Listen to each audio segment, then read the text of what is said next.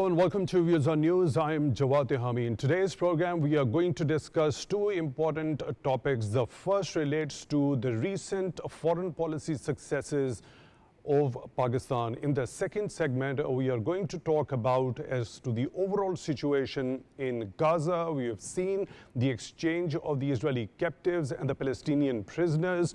Also, the Gaza Peace Summit happening in Sharm el-Sheikh in Egypt, and a joint statement after that particular peace summit, in which, of course, Pakistan's Prime Minister Shehbaz Sharif also participated, has been released. We'll be taking the analysis regarding the content of that particular statement. Sticking with the first one, the recent foreign policy successes, the elevated diplomatic role of Pakistan in the Committee of Nations.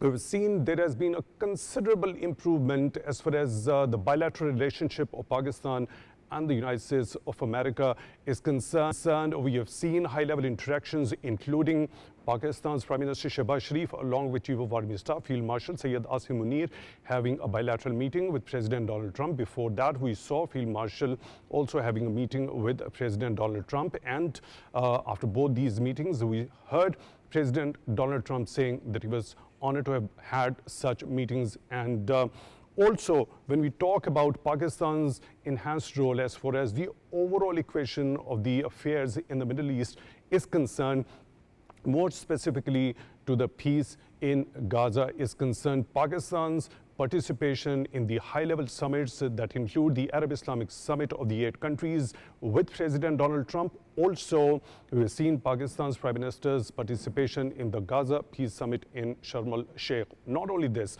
Pakistan's counterterrorism efforts acknowledged, recognized and praised and appreciated by President Donald Trump. Also, there was a bilateral trade deal between the two countries signed as well. Also, Pakistan has twice nominated President Donald Trump for the Nobel Peace Prize as well. Not only on this particular front, Pakistan also signed a mutual defense pact with the Kingdom of Saudi Arabia. We have also seen Pakistan's Prime Minister Shehbaz Sharif visiting China, participation in the SCO summit, also participation in China's Victory Day military parade.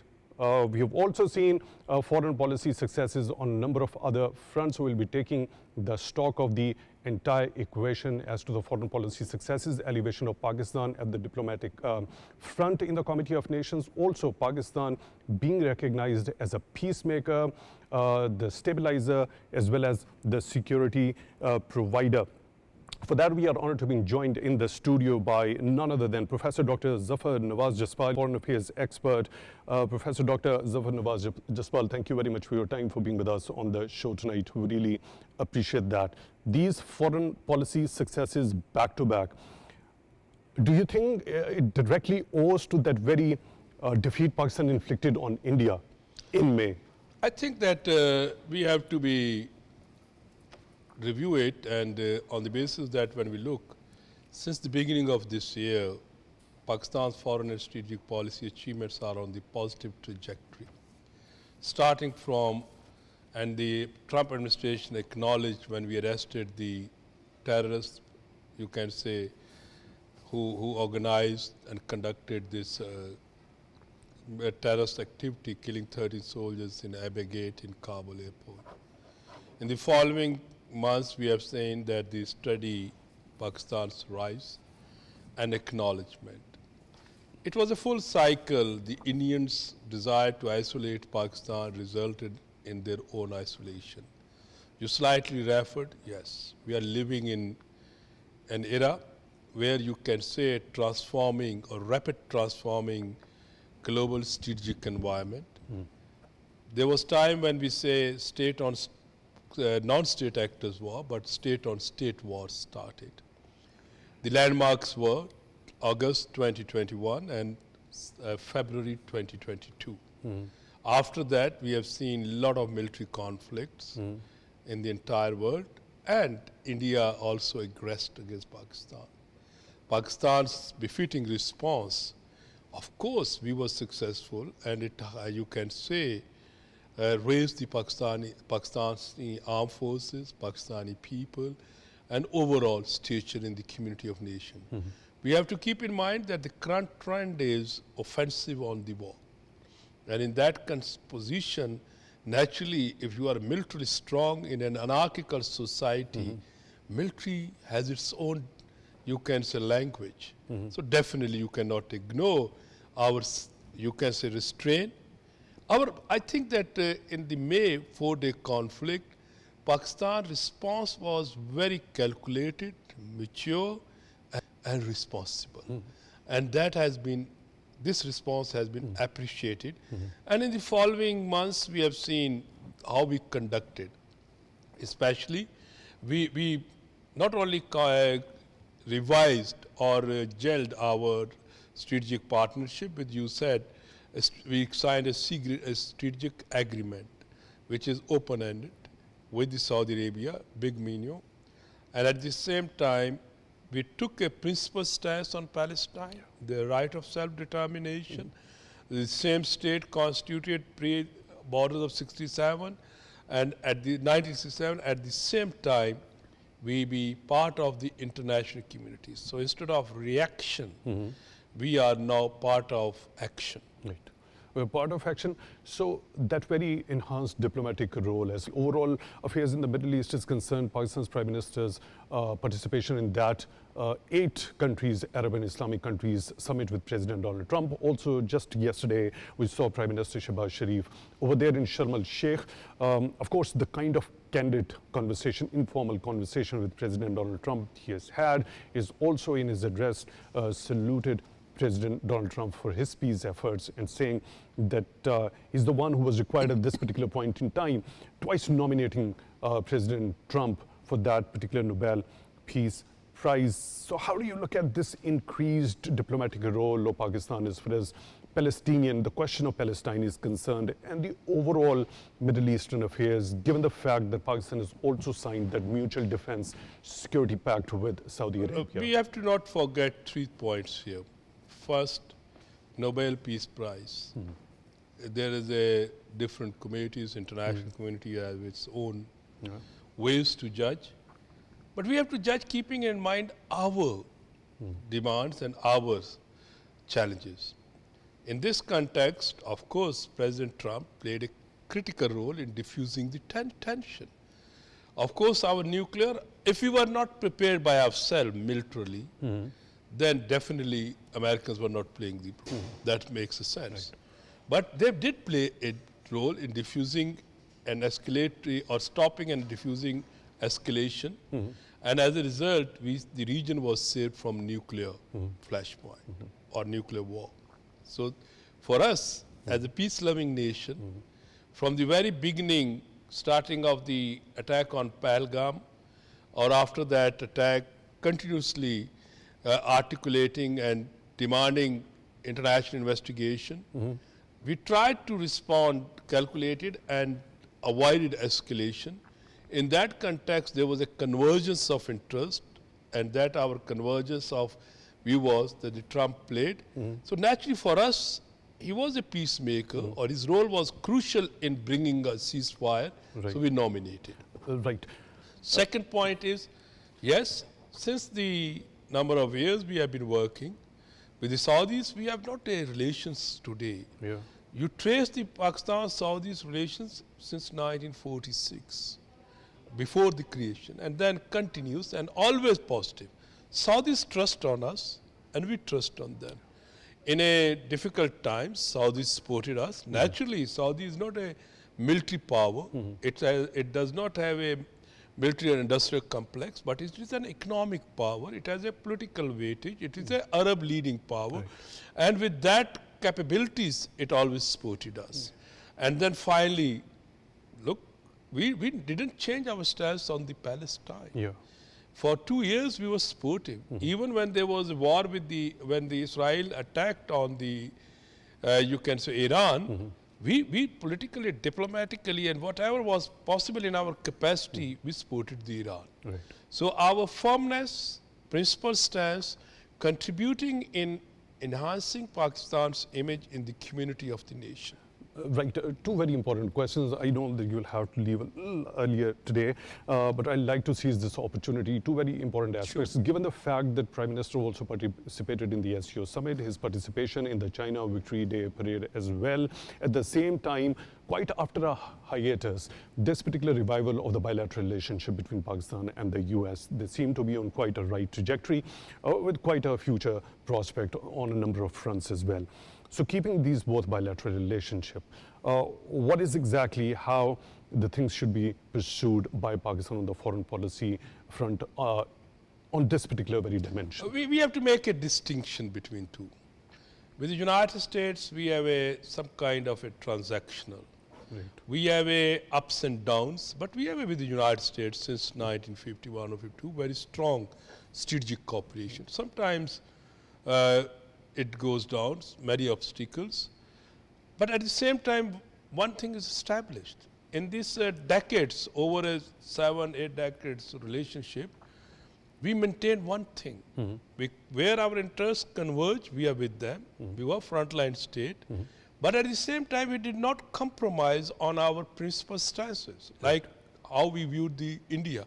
In the last 3 decades, Indo-Pacific strategy, Americans were desiring to make India a hegemon in this region, a great power in this region. We didn't compromise. We did not compromise on China. We did not compromise on Kashmir. We did not compromise on our nuclear program. So wherever we think, we are very much flexible on a number of the issues. So our friends, like Chinese, also know. With the Chinese, we have a sustained partnership or sustained strategic cooperation, whatever you name, starting from the 1963. Even earlier, the Communist Party supported the Muslim League movement, 2 states creation in the subcontinent after the British. But in the 50s, the Chinese had both relations with the Indian party. But from 63 onward, if you count every day or critically examine every week, every year, our relationship with China is going ahead. Right. There was never a time when we were mistrusting each other. So I think Pakistan, please keep in mind, Pakistan is the 5th biggest state. Strategically, whether it's a geo-economic chessboard, we are a state for a Euro-Asian connectivity. If it's a strategic chessboard, we are the frontline state in the Cold War against the communism, and still we was a frontline state when the entire world was working on state or non-state in the war on terror. So we have a potential, we have a capacity, we have a deliverance, and due to our geo-economic and geostrategic relevance in the global politics, no one can ignore, no one can isolate Pakistan. And within that, of course, sometimes you have a good day, sometimes you have bad days, sometimes we are shaking hand with the, now let's say last night he was appreciating President Trump, appreciating Pakistan, but it doesn't mean that with this appreciation, Pakistan will be going to compromise on a principal stance on Palestine, principal stance on Kashmir, principal stance on nuclear, principal stance on Kashmir, principal stance on India. You can say Pakistan is a very mature state. We were responsible for protecting, bearing, and despite the Americans' entire world anger against us, these Taliban, but when they cross the limit, we are there to teach them a lesson. So Pakistan foreign and strategic policy shall be analyzed with the realistic tools or parameters rather than idealistic or rhetorical. One quick last question from you, Professor Dr. Zafar Nawaz Jaspal. When it comes to Pakistan doing so much at this particular critical juncture in history, Pakistan's elevated diplomatic role in the Committee of Nations, overall Middle Eastern affairs, the kind of bilateral relationship we are having with the United States of America, Pakistan doing so much for the larger interest of the global community. When it comes to Pakistan's reservations and serious concerns, on both the eastern side as well as on the western side. When we talk about the unresolved dispute of Indian illegally occupied Jammu and Kashmir, India also unilaterally revoking Article 370. Not only that, it holding the Indus Water Treaty in abeyance on the pretext of that particular false flag operation in Pahalgam. When it comes to Afghan Taliban's responsibility regarding their obligation of not allowing the Afghanistan soil to be used against any other country, what is expected from the international community? How should we be expecting their support when it comes to alleviating our deeper concerns is concerned? I have a very clarity on it. I'm not living in an illusion. International community is good for presenting yourself as a civilized nation, connecting with them on a non-traditional security issues. Where hardcore security or hard power matters or traditional security paradigm executed, I mean the military security, no one is going to support you. That's why since 1971 we learned a lesson, and we adopted what we call it look within self-help strategy. We have our own military muscle strong. Yes, we are importing weapons from all over the world, from wherever there is a need, whatever is the need and whatever the price tag, from China, from US, whosoever is, their military industrial complex, we pay the price for that. India is importing from Israel, from US, from Russia, from everywhere, but who will fight? Who is behind the trigger? Our own armed forces, better hardened armed forces. We pay the price, and we paid the price in a manner that we checkmated India and exposed India not once, twice. Yeah. We have immediately Indian Air Force rushed on the backside. We forced them to beg the Americans for Pakistan for a ceasefire in it. And as a result, sooner these Taliban, they have seen only Pakistan's hospitality, Pakistan's what we call it sort of a generosity. Now they are hitting. They will be going to face the price. They are paying the price. There's a very small myth which we have to take into account. They say, oh, Afghanistan has never been conquered. We are not going for a conquering. Afghanistan is good for guerrilla warfare. We are not going for a warfare. But we have a potential to punish them, or what we call it, deterrence by punishment. So we are not interested. That's a wonderful point that you made. There needs to be differentiation at this particular point. And who fought? Who provided them? From where the supply chain was? From Pakistan. Pakistani people were paying the price with the blood, with the children, with the everything to protect the Afghans or these Taliban's survival and sovereignty. If they today, let's see who are their allies. We will see it, but I think Pakistan is not interested to conquer Kabul. Pakistan is interested to deter Kabul, and Pakistan has enough potential. If today the Taliban leader is sitting in Delhi and making statements, we will see how much he will benefit. He was already benefited by keeping or providing India space to provide the financial support to these terrorist organizations like TTP or what we call it, Baloch Liberation. So this is the reality. Professor Dr. Zafar, Nawaz, Jaspal, foreign affairs experts, it's always wonderful to have such an insightful discussion with you. We look forward to have many more in the future. Thank you very much once again for being with us on the show tonight. We are also honored to be joined by another participant, Mr. Raza Bashir Tarar, his former ambassador. Mr. Tarar, thank you very much for your time, for being with us on the show tonight. We really appreciate that. We've seen many foreign policy successes on, as far as Pakistan is concerned. To what factors do you think this particular success owes? Bismillahirrahmanirrahim. Assalamu alaikum.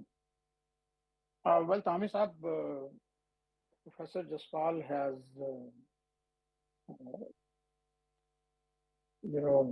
expounded in a very knowledgeable way on that. And taking a cue from what he said and your original question regarding the military success that Pakistan had. Now, obviously, the military success that we had did not happen by chance. A lot of hard work, preparation has gone into it, a lot of realism, and if I may say, a lot of humility. We have never tried to act like a bully or a hegemon. We have never flouted our military muscle, despite having, excellent capabilities. We have never, done what, unfortunately, India under the redoubtable Mr. Modi and his ilk is doing. So we have a very good grasp of the fact that nuclear capability, military capability, these are not trifling matters. These are not things that you boast about as if you are a child in a sand pit, trying to intimidate other children. But at the same time, we are also cognizant of the fact that we have to protect our sovereignty, our territorial integrity, and we have learned, we have this historical experience which has toughened us and which has taught us that at the end of the day, as Professor Jaspal pointed out, that when push comes to shove, nobody comes and fights for you. And this is a big wake-up call that we got, and we were prepared. Now, India Why has is that been so? trying Why is to. that so? I'm a bit curious about this particular thing that you have also alluded to.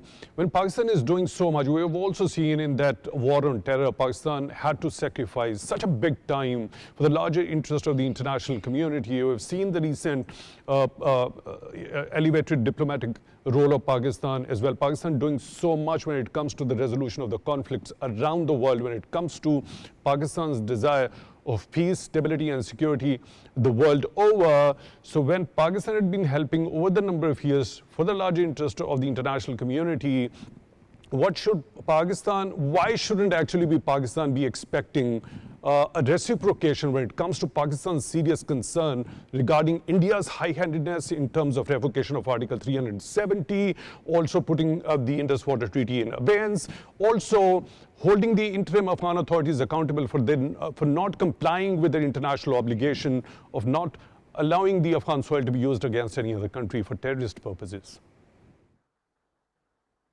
That's a very fair question, Tami sir.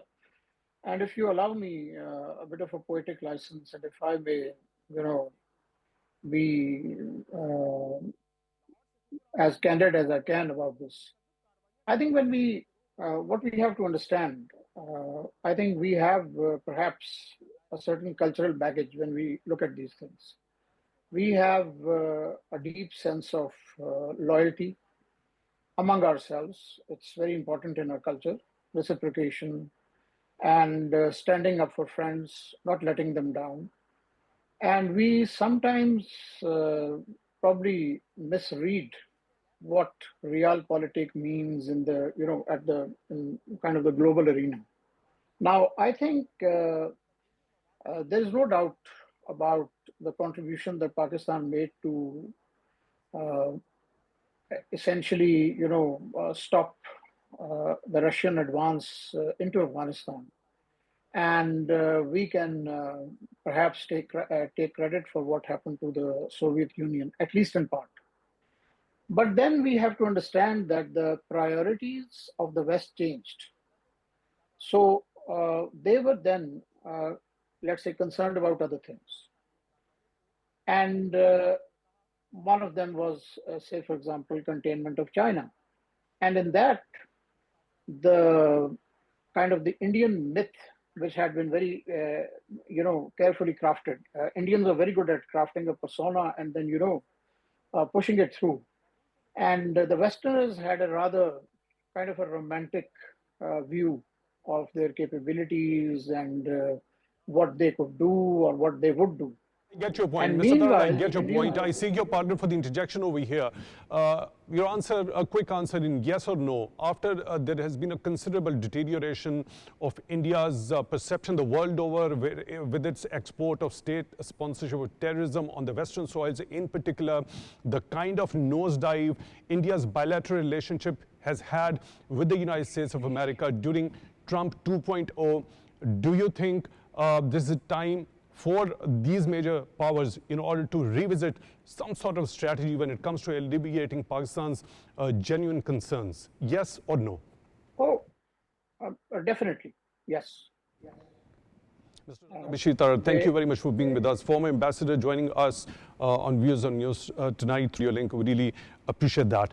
We'll be moving on to the second segment of this show, which relates to the developments which have happened as far as the situation in Gaza is concerned. Almost after 2 years of brutality unleashed by Israel against innocent people in Gaza, as a result of which so far 67,869 innocent people in that particular enclave have been killed, 170,105 people have been wounded, over 80% of the infrastructure has been demolished. Such a humongous damage and destruction inflicted in that particular enclave over the last 2 years. But President Donald Trump came in, he made a number of peace efforts.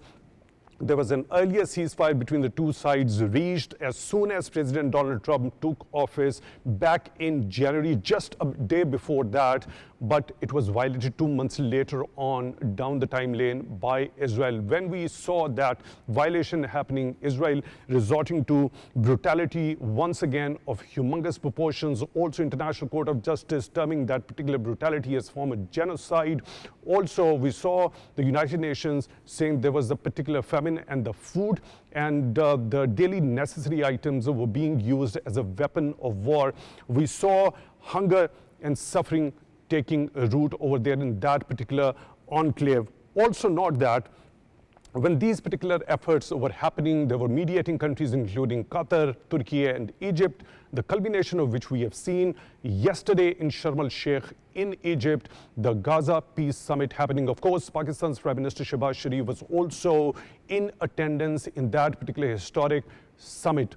A joint statement has been issued by Qatar, Turkey, also Egypt, as well as the United States of America.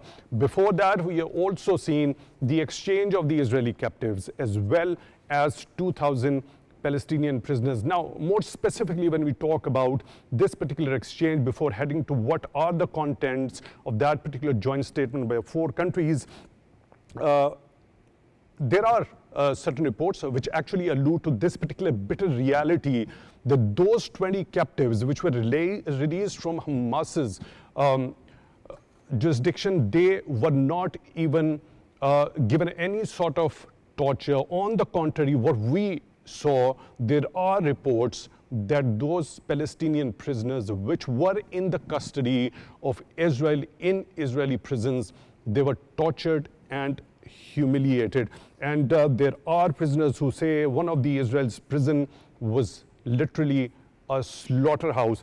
Let me quickly bring in, we are honored to be joined in the studio by Mr. Natheer Moeed. He's expert Middle East affairs. Later on, we'll be joined by another participant through the video link. I'll be introducing him as he joins in. Mr. Moeed, thank you very much for your time, for being with us on the show tonight. Really appreciate that. Let's get straight into the content of that particular joint statement. We've seen this particular exchange between Israeli captives and Palestinian prisoners happening.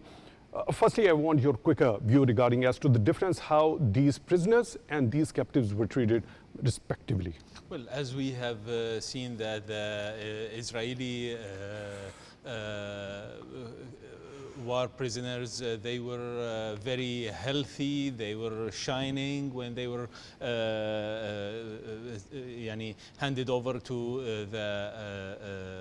back to their families and back to their nation, while the Palestinian prisoners, they were in a miserable situation. They were so thin, they were almost dying of hunger, and their health was in a miserable situation.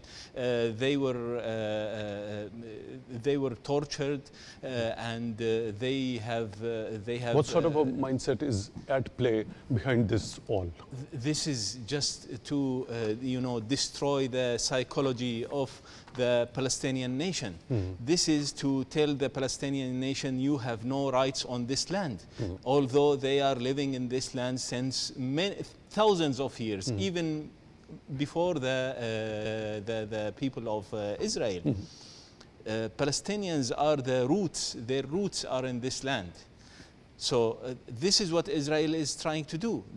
Israel is trying to humiliate this nation in every aspect. In every possible situation they have, they humiliate these people. They kill them. They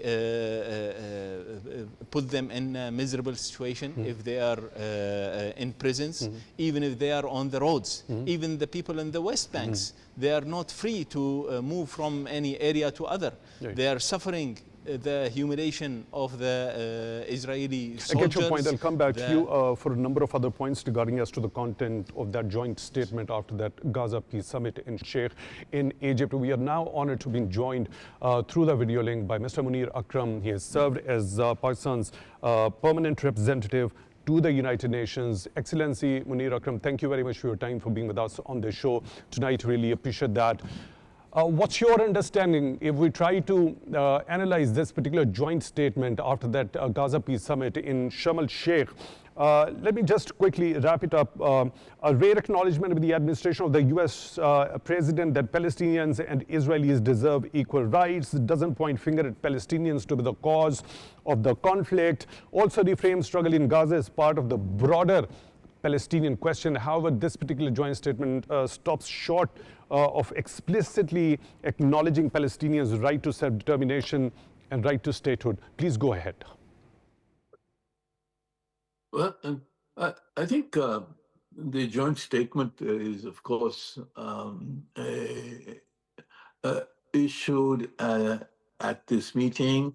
It is to recognizes what has happened, the ceasefire, the release of the Israeli hostages and the Palestinian captives, and the decision to resume international assistance to Gaza. These are three important things which have happened yesterday, and I think they should be welcomed, and the world has welcomed them.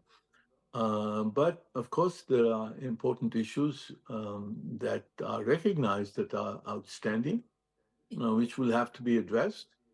First, the issue of Israeli withdrawal from Gaza. Second, the issue of Hamas's future role in Gaza.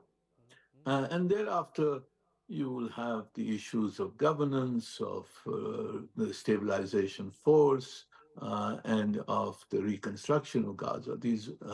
And finally, whether we will be able to move to a two-state solution and the creation of a Palestinian state in the future. These are all points that are in the peace plan, but which will need to be addressed. Pertinent points that need to be answered, and what exactly is going to the future when it comes to the broader peace in the Middle East and the situation that had developed because of Israel's brutality in Gaza. There was an interesting news just yesterday. I want your understanding, Mr. Munir Akram, regarding that. When it comes to Israelis and the US, they don't want Hamas's role at all in the future governance in Gaza, but at the same time, President Trump was heard saying that Hamas has been given the US approval to rearm for a certain specific period of time. What is that? Isn't it a huge contradiction? And to what end that approval to Hamas has been given by the US, if so? This is obviously not clear. I don't have any concrete information on what Mr. Trump is reported to have said. But I imagine that that even after the ceasefire, there is need for some kind of organization, some kind of governance in Gaza. And so far, it is only Hamas which has governed Gaza, and they were actually elected to govern Gaza many 8-9 years ago. So they have an organization, and they are the ones who are able to organize this major transition, which is now taking place, of 2 million displaced people in Gaza having to be resettled. There is no housing, there are no hospitals, there's no food. Somebody has to be able to organize this, and I think this probably was a pragmatic recognition on the part of the US that after the ceasefire, at least for the present, the only organization able to provide that, that governance is the elements of Hamas. Whether they are armed or not is a different matter. But organizationally, that's the only organization available in Gaza. Right, Excellency, I get your point. And now going back to that particular joint statement, let me quote an excerpt from here that says no society can flourish when violence and racism is normalized or when radical ideologies threaten the fabric of civil life. We commit to addressing the conditions that enable extremism and to promoting education, opportunity, and mutual respect as foundations for lasting peace. When it comes to conditions, this is a word that we have also seen in that 20-point Gaza peace plan. And that particular word has been used in context of creating conditions after Palestinian Authority goes through reforms for Palestinians' aspiration of right to self-determination and statehood. Now, when it comes to dealing with this situation of violence and racism, it shouldn't be normalized and radical ideologies threaten the fabric of life. What sort of conditions are required in order to address these challenges over there in the future? Well, I think in the joint statement, the reference to extremism obviously is that everybody rejects the extremist ideologies of, say, ISIS, Al-Qaeda, etc., and that is on the one side.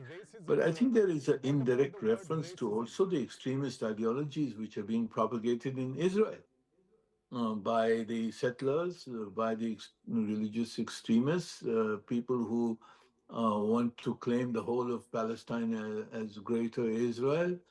I think it's a rejection of both kinds of extremism in the region.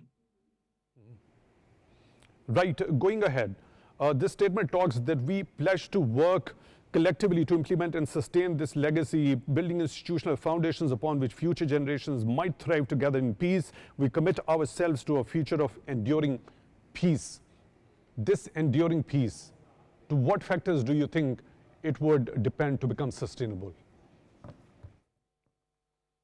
Well, first of all, I think as the plan, or as Mr. Trump's peace plan eventually recognizes, the peace has to be in between the Israelis and the Palestinians. Fundamentally, that's the peace.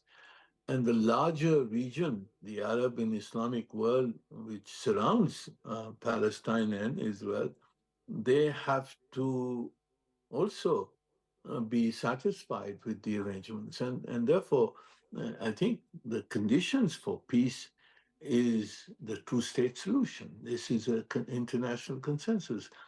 Eventually, Palestinians have to be given their rights, have to have a place of their own, a state of their own, and it is only a state of Palestine that can make peace with the Israeli state. That has been our contention. That is the reality, and I think it is a good thing that this reality is being recognized. Right. Thank you very much for being with us, Excellency. Mr. Munir Akram joining us through the video link has served as permanent representative United Nations. Thank you once again for being with us on the show tonight. Really appreciate that. Mr. Moeed, looking at another statement of this joint statement that has been released after that Gaza Peace Summit, we hereby commit to the resolution of future disputes through diplomatic engagement and negotiation rather than through force or protracted conflict. What's the way forward?